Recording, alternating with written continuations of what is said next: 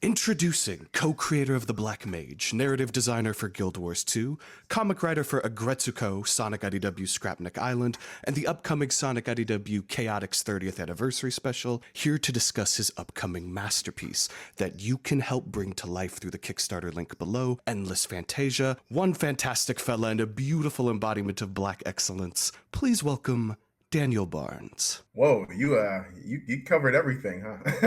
Hey, man. Like, did I do a good That's job good. there? Geez. Yes. What's up, guy? What's going on, man? How you doing? It's going good. It's going good. It was such a pleasure because literally the day that you DM'd me wanting to do this, I had just done the post about you talking about how creatives who were inspired by Sonic are now getting to do their own things. Because I remember when you followed me back on Blue Sky and I was like, oh, Daniel Barnes knows who I am. That's kind of cool. I had been like kind of getting up the courage. It's like, man, I don't want to bother him, but I want to ask him so many questions about Scrapnik Island. But then you DM'd me wanted to do this and I'm like, oh yes, this is so exciting. Oh yeah, man. Please bother me. I get around. I know who people are. People are always like surprised. I'm like, yo, you know who I am? I'm like, yeah, I'm online. Like I watch stuff on YouTube and and stuff. So I mean, the Sonic community is pretty. I don't want to say small, but it's like I think people kind of everyone kind of knows who everyone is a little bit. So yeah, For sure. I'm online and I pay attention. So yeah, man. Well, for the people who aren't as familiar with your work, tell them about yourself. I don't know what else to tell them about. You even introduced everything already.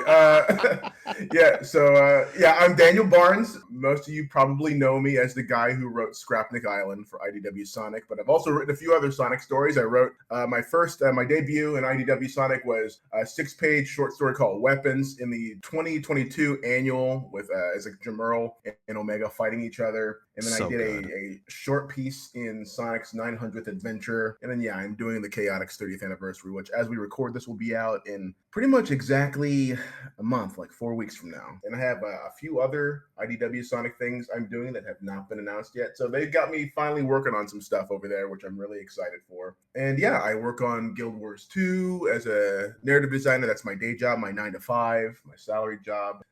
When Oni Press had the Agretsuko license, I wrote a couple of issues for that. I actually wrote the first issue of that book when it came out. And my debut graphic novel was The Black Mage with DJ Kirkland back in, 2019 now. But I get around, and then I'm doing that, and then I'm doing Endless Fantasia, my newest endeavor, which we'll get to shortly, I'm assuming. So, I'm doing a little bit of everything. All right, we'll get into the first batch of questions that I have regarding Scrapnik Island, because I think a lot of people who love Sonic comics, that story has really resonated with the fan base and community. I think it's like, for me, like top 5 Sonic story, period. I think with you, Jack, and Natalie, the tone and vision of that is just so different from, I think, anything else that a Sonic comic has gotten to do. And I think the way that it chose to pay tribute and bring certain things back, like I want more Sonic stories to have. I just think it has its own unique flavor that helps it like stand out amongst the crowd. On top of it just being a damn good Sonic story in its own right.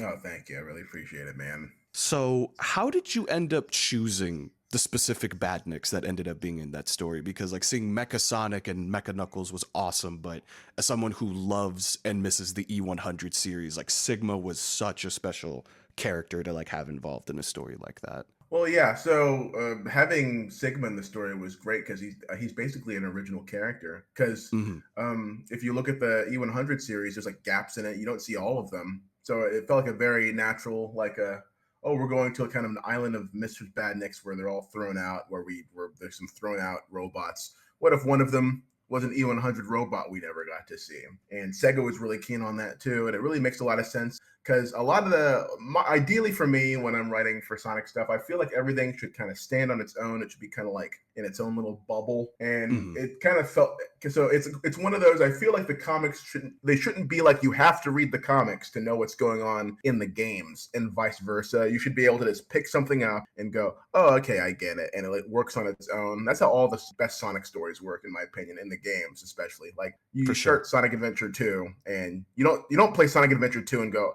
I don't know the character, I don't get it, what's going on. Like you kind of get immediately what's going on. It's all explained to you. Anything that's important is immediately made apparent. That's the way I wanted to approach it.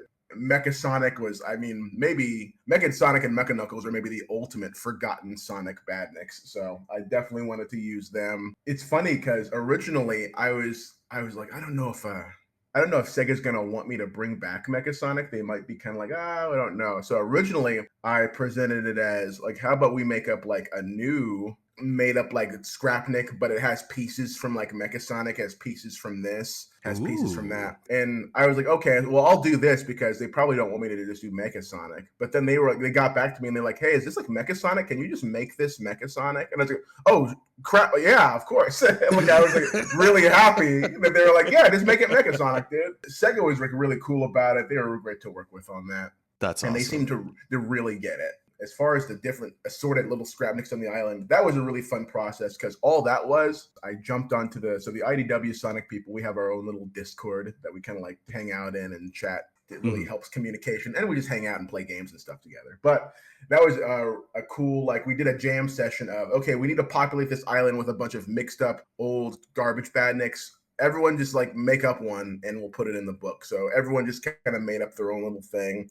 And we compiled all of them and gave them little like code names, and they like all ended up in the book, and it was super fun. So it was a team effort. Yeah, and I feel like the projects that have really gotten to allow that collaboration team effort have been really able to shine. Like I remember when I got to talk to Ian Flynn about Shadow Generations, and I feel like that story really bullseyes the philosophy you're talking about, where if you love Shadow the Hedgehog, that game gives you everything you've wanted and more. But for the kids that are going to Sonic Movie 3, getting to learn about this character for the first time, and then go, I want to play a Shadow game, they have their all-in-one experience to like learn about the character and why he's amazing with that game. Yeah, couldn't agree more on that. It really gets everyone up to speed because, Sonic Adventure 2 came out in 2001. It's a 24-year-old game. So not everyone's going to know the story behind that, you know? Oh, I hate when people just repost the anniversaries of Sonic games, and I'm like, no, I'm not that old, am I? This is a question that I always like to ask whenever I ask writers. I've asked it to Flynn a bunch for different things. But as someone who's not just a writer, but as a longtime fan of this franchise, what moment in Scrapnik Island are you most proud of? Issue 4 is like my favorite of them because it's just like a payoff for the whole thing getting set up. And of course, it's the moment of like Sonic crying, and he's like, "These aren't my tears," and you find out it's Mecha Sonic crying through him. That was great, and it's funny because that's the big emotional everyone takes away from that they love that, and that was actually Natalie Fordrain's idea. And Natalie Fordrain came up with that idea. I was like, oh. I kind of wrote something similar to that in the outline, like, oh yeah, if Mecha could cry, he'd be crying right now. And she's the one who brought up, like, what if Sonic's crying because they're like mentally linked? And he's like, oh, I'm not the one crying. And it's basically beat for beat what that page was. So that's again a statement to just like how collaborative comics can be. Because I was like, oh, that's a perfect idea, and I just put it in, and we're like, we'll see if Sega goes for it.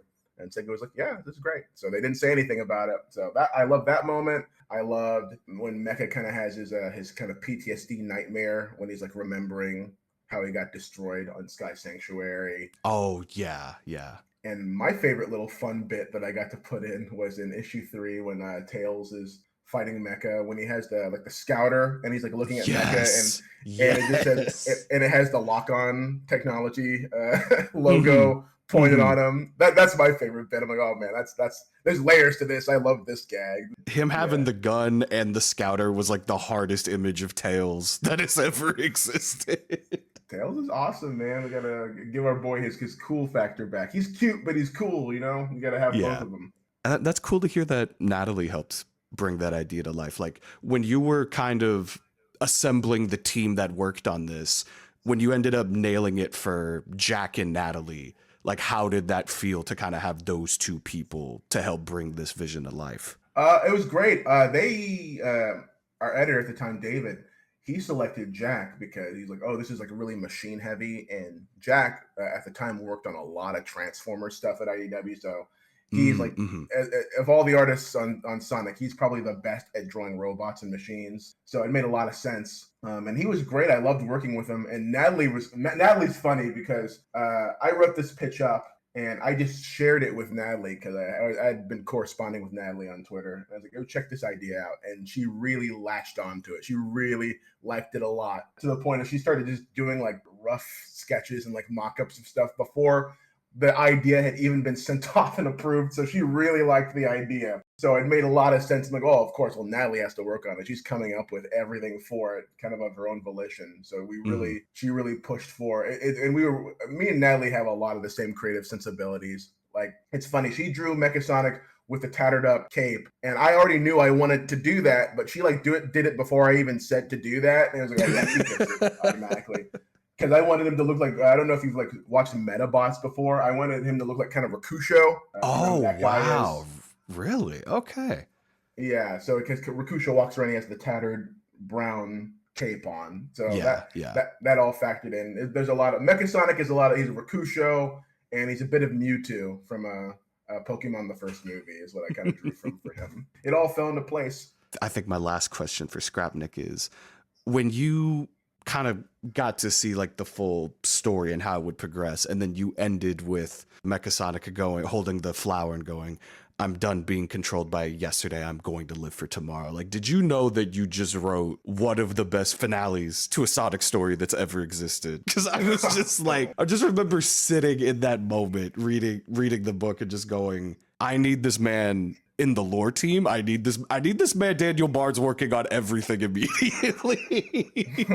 Oh man, thank you. I mean, I would love to work on a lot more Sonic stuff. I don't know how to go about doing it. I don't know who to talk to. I would love to write for games and stuff. I guess I don't. Maybe if people online poke Sega enough about it, they'll tap me for something, because I don't know. I'm wide open. As you already know, I work on narrative design, so I know how to write for games and I know how to write for comics. Mm-hmm. I just wrote what felt right. It felt like not being controlled by yesterday and living for tomorrow. That's Sonic. At the core of Sonic and all of the themes, I feel like that's the purest, like Sonic at his purest form, and that's what I really like to see. I like to see a lot of optimism. I like to see a lot of just not being held back. The ideal format for any Sonic story is a character has some kind of inner turmoil. They have some kind of problem that's holding them back, that's keeping them from moving forward. And then they just kind of look to their left, and then Sonic has just popped into their life for no reason, out of nowhere. And Sonic, just by virtue of being himself and doing cool stuff, is able to go on an adventure with them. And throughout that adventure, the person changes. They realize what they need to do and what they're afraid of. And they come out of the experience with Sonic better than they were, is kind of how I would like most of my Sonic stories to go if I got to write more Sonic format. A lot of people, I like to kind of compare it to, I don't know if you've seen the Paddington movies. You know what I mean? Okay. I haven't heard that comparison specifically, but yeah, no, that makes a ton of sense. Yeah, Paddington doesn't change. Paddington doesn't really learn anything. He's just a guy who kind of shows up, and then you're like, oh, wow, I learned a bit about myself just by hanging around this guy. He's a cryptid. He's kind of a fairy, I think Sonic is. He's a cryptid. That's amazing. Yeah, he's like Bigfoot, and he just walks up, and like you don't know where he's come from or where he's going, but at that moment he's in your life, and he changes it for the better. That's Sonic. For sure. I mean, I think you just basically stated the ethos of how they designed the recent manga, like Sonic and the Blade of Courage that's coming out right now. Like that story is God. Like to a T. That story it's peak. I always get afraid of talking about it because I'm like, I don't know if Koro is gonna get mad that we're acknowledging that we've read it. For sure. Like I'm fluent in Japanese and I've been reading it in Japanese. Haha. No, it's terrific though. I love that book. I feel bad because I can't remember the mangaka's name off the top of my head. I'd love to bring him on and have him write some IDW stuff or translate it. He's great. Please bring him on and have him write a story for us. I'm loving it. I feel like I read the first issue of Blade of Courage and I got done reading it, and then I kind of stopped and wait, am I smiling right now? Am I smiling after reading this? What's going on? I didn't even know I was smiling. It's so good. Yeah, that same mangaka did the Shadow one, did like the tie-in Shadow manga, and I thought that was great. Like that got to take a lot of interesting creative liberties that were different from the story of Shadow Generations, but things that I still felt were very in tone for that character. But yeah, no, first chapter of Blade of Courage, I was like, we just need this going on a consistent basis. And I just love that we can live in the time where Sonic comics and manga can both be going at the same time, and they're both really resonating with people, which is cool. Absolutely. I can't talk about the other stuff I'm working on for IDW Sonic, but Mhm. one of the people I'm hoping to collaborate with as my illustrator, we're both like, okay, so like our goal is to beat Blade of Courage, right? We have to outdo Blade of Courage now. It's like we have to that's the standard. We have to now surpass that. They've Mhm, really mhm. just set the bar really high, and now we feel really motivated to kind of meet them at that level. So it's a really cool time. I man, it's a very cool time to just be into Sonic in general. I think this is the best state Sonic has been in since probably like 1994 as far as an IP. So Oh, for sure, for sure. we're on the comeback right now. Everything's pretty high quality. Sonic's got his fingers in a lot of different pies right now, marketing wise. So exciting Yeah. times. I mean, them having the confidence to do the open beta weekend for Sonic Racing Crossworlds. I haven't seen Sega back a multiplayer game like this before. And for it to, like, for them to, like, post the stats of how well it's doing, and the commercial they did recently where they were, like, poking at Mario Kart, like, that is the energy I've missed from them, having that, where they're just like, oh, yeah, y'all are doing your own thing, but, like, we're doing it better. I missed that. Hell yeah! They had the courage to do that open beta, and then people hacked it, and now they will probably never do it again, guys. Oh, So no. excellent, well done.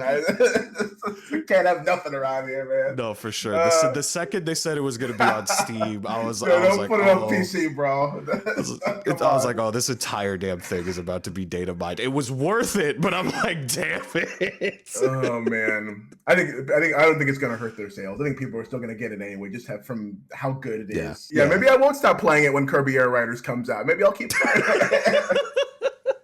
All right, Sonic. All right, you got something good here. No, that's been great because like I'm a mod and I do editing for Fidel, and he's got quite the Kirby fans in his community, and it's hilarious just seeing them go. It's like y'all have 2 months before Kirby Air Riders comes out. It is wraps after that.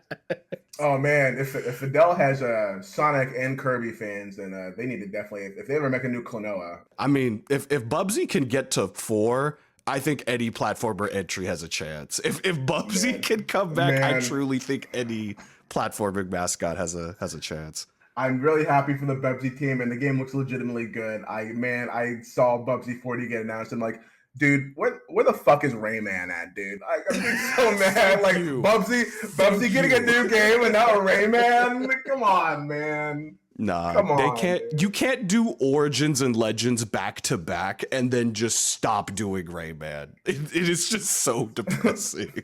Bubsy getting his movement game, and then I look at Donkey Kong Bonanza being just actually the Knuckles game I've been wanting, and I'm like, all right. They named the DLC Emerald Rush. Like it's like they're like Yeah. poking fun at us. Like, nope, Knuckles All doesn't right. get this, but DK does.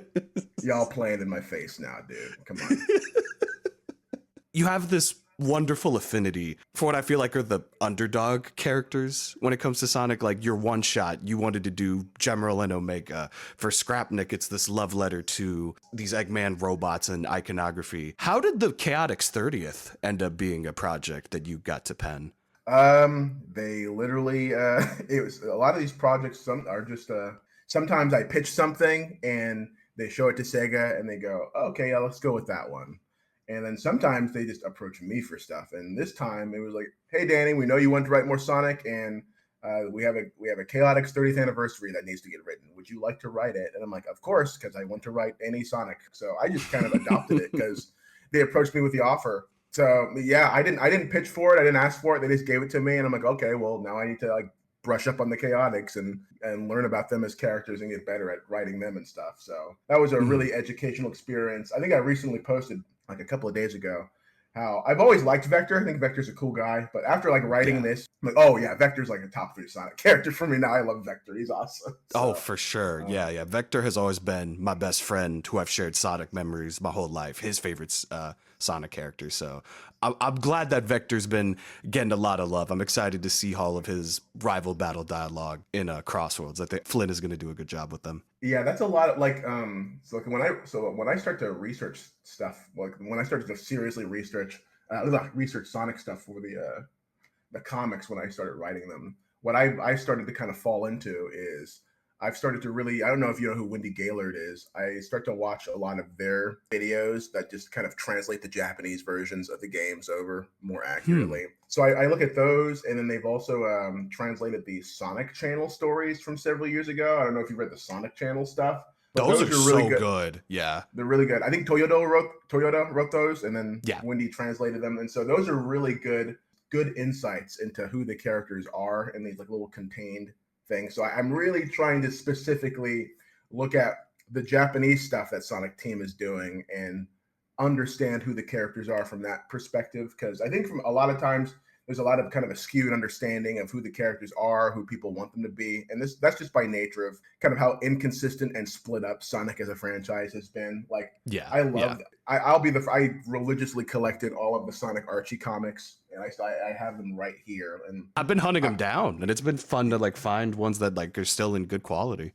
yeah, hell yeah. And I was on Bumblecast the other day talking about how I basically learned how to write comics thanks to like Ian Flynn posting his scripts online on his forum at the time, and then I'd have the issues That's awesome. for those scripts, and I kind of like by looking at the script and looking at the comic of it, I was able to kind of reverse engineer. So Archie's been huge, but Mhm. I will say on the flip side, Archie is like not canon and it's its own thing, but it looks like the games. So I think sometimes people will take stuff from Archie and they'll attribute it to the Sega Sonic versions of the characters, and it's like, no, the Archie, this version of the character and the Sega version aren't quite the same. They're not the same character, which is fine. Mm-hmm. But you have to really, I think my quest has been to really kind of like dig at the okay, what is the Sonic Team vision for this stuff, and to bring that out. And my opinion is that every Sonic character is cool. They have a cool core to them.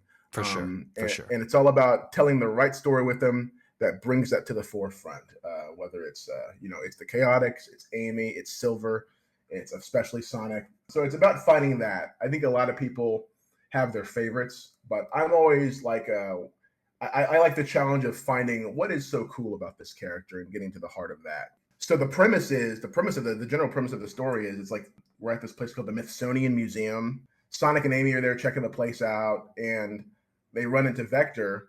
And apparently, one of the first cases that the Chaotix ever solved was here at this museum. And so we're getting that recounted to us by each of the Chaotix. And each time the Chaotic tells their portion of the story, art style completely changes. And so when Vector starts to tell his story, it becomes this artist. When Espio tells his part of the story, it becomes this artist. And it's really, really fun. I know y'all are going to crush it. And then also with like Evan talking about how like the main line is going to go more to like a 3 to 4 issue structure. And then all of the excitement, obviously, that they're going to do the time skip and Sage is going to be in the IDW stories. It's like, it feels like we're tapping into like the Sonic universe stuff, which was always some of my favorite stuff in Archie. But I agree. I think Archie got to have the fun that it did because it got to take like cool creative liberties with all the characters. But now that it's for the official Sega and Sonic team, it's about like, how do we make sure that the Sonic Team Japanese side of the vision like always stays intact? Yeah, that's been that change is kind of coming about because like me and the rest of us have been kind of like talking with Evan, like, because for me a lot of the IDW Sonic stuff has felt really serialized, almost like soap opera-y, which I think really benefited the Archie stuff because like you said, the Archie stuff got to be its own thing. What we really need for the IDW stuff is to really, because that Sonic universe energy you're talking about, I think it should just be how all stories are. It shouldn't be like, because people keep going, we should do miniseries that like focus on this and that. And in my opinion, every Sonic comic should just be like, it's 3 or 4 issues, it's in this location with this stuff, and then you move on. Because I don't know if you read One Piece. I'm a huge One Piece fan. So I think, I've said this before, but I think Sonic should feel like kind of One Piece and Lupin the Third. It should be like, okay, Sonic goes to this new location, goes to this island, and this island has a bunch of people on it. And the people are like all new characters, and they're kind of like one-off characters for this story. And then Sonic goes on an adventure here on this island. He solves their problem, and then he moves on to the next island. And so each story is a new location with new villains and new heroes and new robots and all that kind of stuff. I really think the IDW Sonic comics could benefit from having kind of a sense of discovery, a sense of there's always new stuff happening. There's always new characters on the horizon. Couldn't agree more. Okay, let's get into first SparkFlame, and then obviously Endless Fantasia, because it was cool to read SparkFlame, and which, for those who haven't read it, I'll make sure that's linked in the description down below. It was a collection of short original comic stories written and created by a lot of the people at Sonic IDW. And it was cool to see all of the different flavors and tones. Some were more comedic, some were more action, some were horror and gothic. But getting to read the first little excerpt from Endless Fantasia, and you mentioned One Piece, and that immediately was honestly giving me kind of like messing with my head a little bit, because I'm used to, like, I've read Dragon Ball and My Hero, and I'm used to shonen manga, reading it right to left. But when I was getting that tone and reading it like a comic, I'm like, oh, I'm supposed to read this left to right. like my brain was kind of messing with me, where I haven't had a comic give me that feeling like I was reading a manga before, with the way that the character spoke and the way that it flew down the page. But I was like, okay, if there's more for Endless Fantasia, I'm there. And then seeing the colored version of that excerpt that you guys have on the Kickstarter is just so exciting. I cannot wait to see Endless Fantasia, because I mean, at the time of recording, I think you guys are what, like under 2,000 away from getting it. Like, by the time this comes out, you guys will probably already hit it. Hopefully. But yeah, SparkFlame was a super cool little thing. Basically, it was kind of the brainchild of Mauro Fonseca, who had been wanting to do kind of a comic jam anthology thing for a while. And the whole idea behind it was, everyone working on IDW Sonic has had these like original ideas they've been wanting to do, but because they've been super busy on Sonic and or their day jobs, it's always been like, where you have to put that on the back burner. You have to put this idea over here, and it's always just kind of just been like simmering in everyone's minds. And so by doing this anthology, putting a release date, like a time limit on it and a deadline, and just going, okay, it's going to be 5 pages, and really pushing ourselves to do something, it forced people to put a lot of their ideas down on paper and to start thinking about their own original stuff. Because we all love working on Sonic, but at the end of the day, I think it's important that we get to kind of express ourselves and do things that aren't just in the world of Sonic, that are our own personal ideas, things we're passionate about. And I think there's been kind of a stigma where I think a lot of people think, oh, wow, well, if we don't do anything people only like our work because it's Sonic. Like, if it's not Sonic, people don't care. They won't support us. And SparkFlame was our way of kind of like, oh yeah, no, that's not true at all. Like, we can make all this stuff and people will gravitate to it just because it's good comicking. And that's held true, because we put it up for free on Itch, and we made people just of their own volition donated quite a bit of money, because it was pay what you want. So I think hopefully that's given some people on the team a lot of confidence and drive to really pursue their own original projects on top of Sonic. Endless Fantasia for me was like, I've been working on Endless Fantasia for, I want to say, like, what, 4 or 5 years now. So everyone else got to, it was a different experience for everyone. Some of it was just kind of personal. Some of it was just, I've had this idea for years, I'm going to get it down. And I encourage other people to kind of do the same. Comic jams are super fun. Look at that and go, yeah, we should do that ourselves. We should do our own little team up type of thing. And we're actually working on another one currently. So hopefully that'll be out soon. Yeah, another SparkFlame 2. So we want to do several of them. Like, at least one a year would be really cool. Look out for that. Yeah, very excited for that. And then, in the best way that you can describe it, what is Endless Fantasia?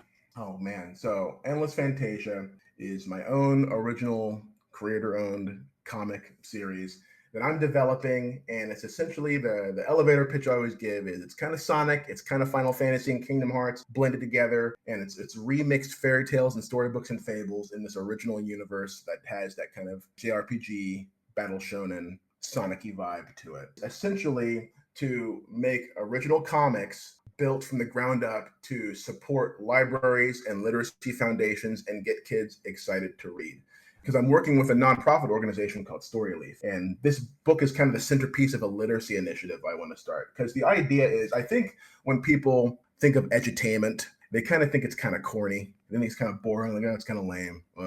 And I think there's a stigma around it, and people don't realize that education and learning is so much broader than just these like very like rigid kind of school marm type values. Like, I keep saying, I learned how to get good at reading. Like, I really like got that passion by reading Sonic comics when I was a kid and playing Final Fantasy. And because Final Fantasy is all text, you have to read it. And so, by virtue of playing a cool game with a really good story that's making me read to understand the story, I'm naturally going to broaden my vocabulary. I'm naturally going to get better at reading. And that's really the mentality of what we're doing here. Is the idea is just to take storybooks, take fables, take nursery rhymes, take all of that and make just a really good, well-written, well-presented, high-quality story. And by virtue of making kids read it and making them excited to read it, that's going to be kind of a gateway drug. That's going to get kids wanting to, what's the next book? Oh, I like this book. Maybe I should read this book also. It just doesn't, it's kind of you're turning on a water faucet. So yeah, that's this, I kind of want to just kind of break that stigma. I want to make something really cool. And at the same time, all the money we make, it's going to go towards the creative team. It's going to go towards a literacy foundation. We're going to donate to libraries. We're going to donate to schools. And it's really cool. I think you can kind of have your cake and eat it too, as far as making a really good thing that is also good for the world. That's the idea behind it. And it's a good idea. Like, you're just like reading down the Kickstarter and you're like, oh, not only am I supporting this thing where it's a good book that seems like it's going to be a good time, but it's also wanting to put good energy into the world and encourage reading and kids going to libraries. Like that's what we need right now, which is awesome. Yeah, I just want to take that energy, that quality of a big IP or a big franchise and use it to push some goodness out into the world. Imagine literally just Mario or Sonic, but you knew every time you were buying a Mario or Sonic game, it was going towards helping kids, or it was just going towards something really good on top of all that, instead of just, it's a product by a corporation. It's this and that. That's the idea. That's the ethos behind it. Hopefully it pays off. I think the Kickstarter seems to be going really well. Our goal is 30,000 right now. Hopefully to exceed our limit and go beyond that. Because if we make enough money past the 30,000, that can lead to, hopefully we can like make the book a little longer. We can do some other stuff. Some kind of secret stretch goals that we have in mind. Cool. So that would be cool. Also, I don't know if you saw, my main character of Endless Fantasia, Jack Flash, he's going to be in Star Garden. He's going to be in that game, and that's really fun. I saw, and I mean, talking about Sonic fans getting creative and getting to do their own things, like I've seen the support for Star Garden. Like I played the demo and it was awesome. And it's yeah, amazing, I saw that announcement. Yeah, it's great. And yeah, Jack's going to be a DLC racer in it when it comes out. And Zeno Robinson is voicing Jack, Zeno Robinson's been a big booster of mine. You say you like My Hero a lot. Zeno is Hawks' voice in My Hero Academia. So yeah, he does such a good job. He's amazing. So he's going to voice Jack Flash. And yeah, it's a really exciting time. It's a really exciting time to just be a creator. I think we're like kind of at the cusp of, like I was describing things as back in the 80s, everything was super IP and franchise driven. It was very rigid. It was very kind of limited. Like there's some cool stuff that came out in the 80s, but a lot of the animation and comics at the time were really like locked into this kind of way of doing things.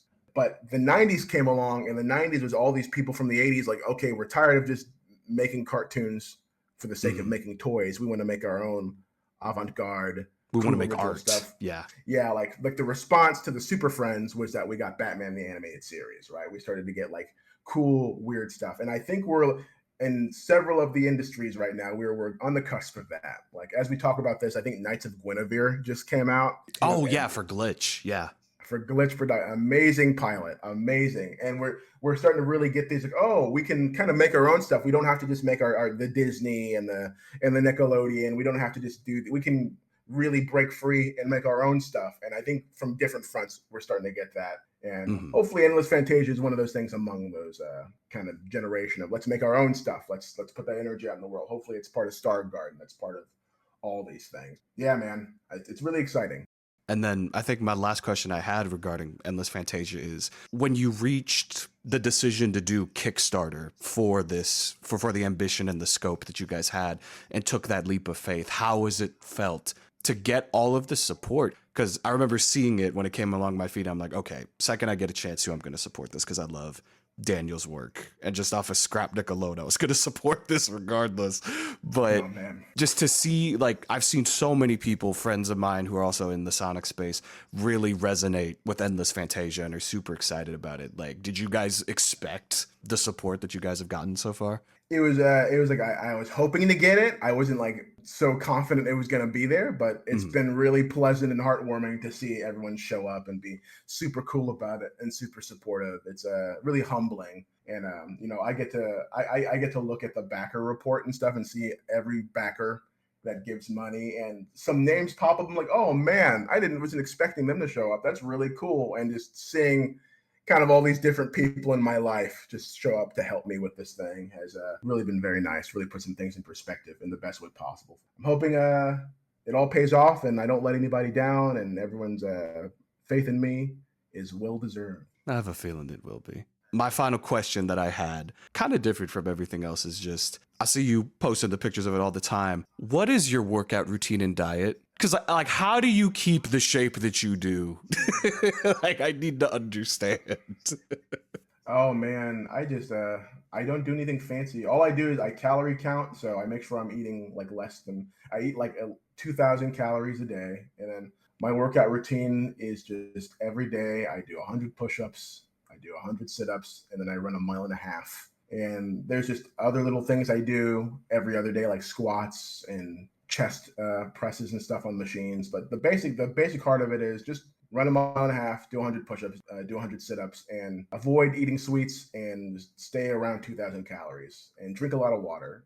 And that's it. That's just all the basic stuff you need. And if you're just consistent with that, hopefully eventually you'll start seeing results. I've been slipping a little bit lately, so I'm actually after I'm done chatting here with you, I'm going to hit the gym to get back up on it. But yeah, Awesome. you know, and I often take the selfies just to kind of try to keep myself accountable. Like if I become known as the guy who posts gym stuff all the time, then it's going to make me go to the gym consistently so I can keep doing it. Is the idea. Mhm.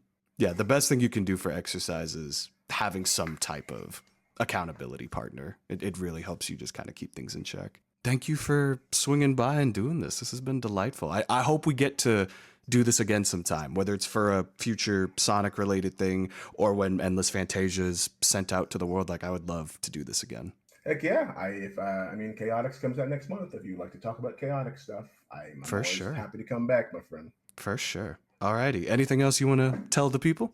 I'm Danny 8-Bit on Blue Sky and Twitter and Instagram, and Endless Fantasia is currently running a Kickstarter. We're almost at our goal. If you haven't already, please consider supporting and spreading the word about it. It's a good comic for a good cause. And thanks for your support, and thanks for listening. Thank you very much. You can support Danny at all of the links in the description below. Thank you for watching. Love y'all. Have a blessed one. Bye bye.